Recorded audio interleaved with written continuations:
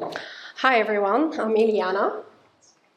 I started my career in legal and then I transitioned into product management in a legal tech startup.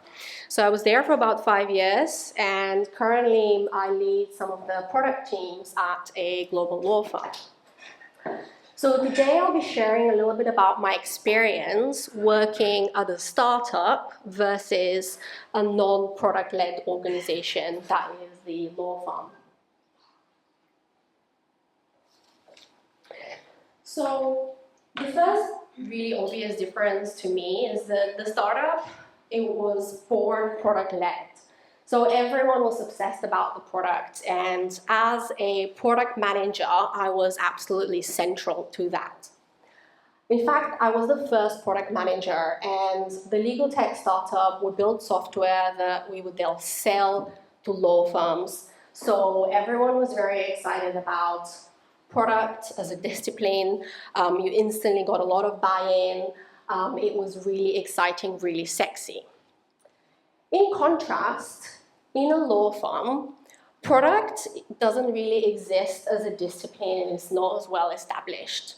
So that was really, really challenging. I remember joining and I was so excited that now I'm a part of the law firm and I'm there and I can make an impact. So I reached out to some of the law firm partners and I said, what are your problems? I'd love to build a roadmap. And then the partner said, well, I'm not sure, but perhaps you can help me fix my dictaphone. How many people know what a dictaphone is in this room? I have 2, 3 hands up. So it wasn't really about justifying the products that you wanted to build. It was really about justifying your existence to very, very, very senior people. So initially it was a little bit uncomfortable, but all of these organizations, that is law firms, banks, they are moving towards a product operating model. And being there early is actually really, really exciting because you can have a really big impact.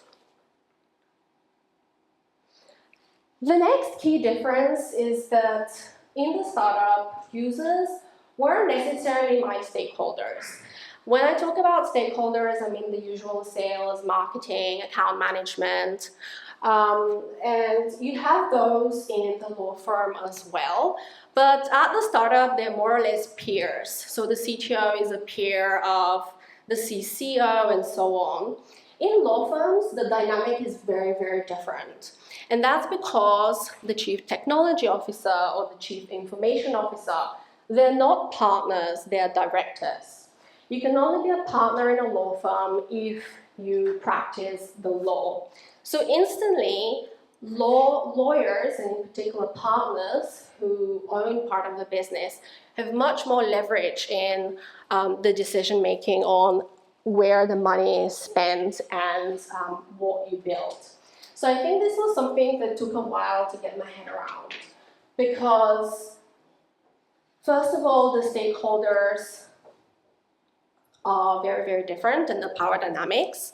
And second of all, your users, they literally own the business and pay your salary. So it's a very, very different dynamic to manage.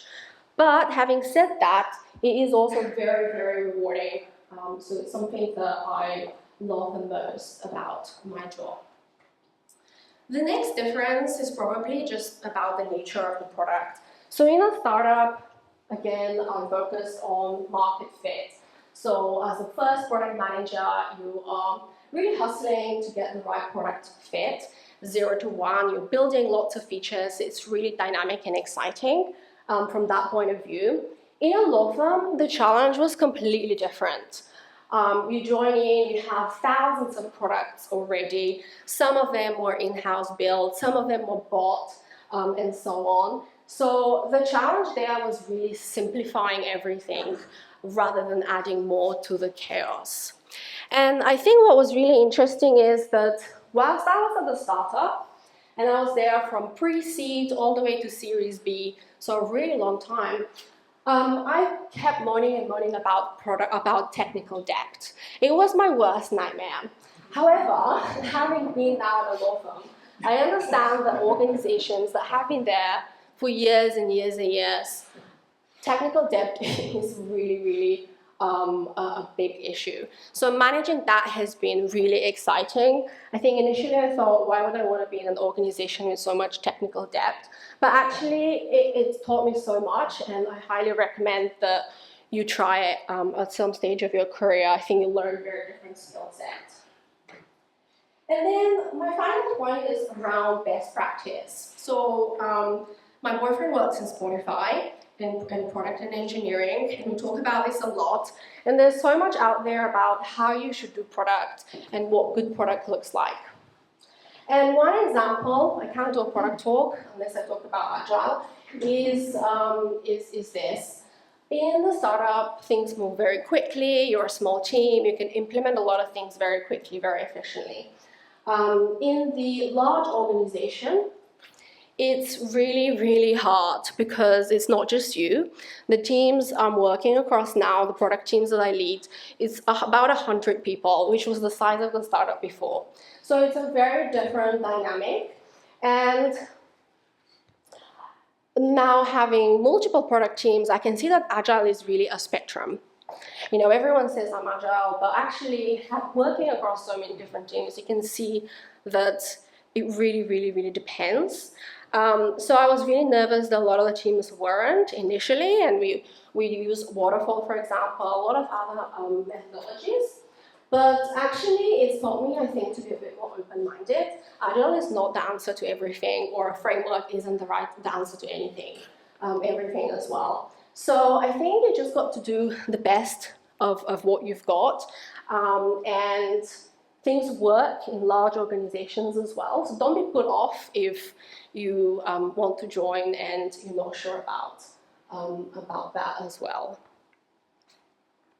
So I think my takeaway is not to be put off by joining a non-product-led organization. I think all of them are really moving towards that. And I think being part of it is really, really exciting. So I would highly, highly recommend it. It's not for everyone. It's really frustrating, but it really has been the most rewarding experience as a product manager for me. So I'm happy to share learnings after this as well. Thank you.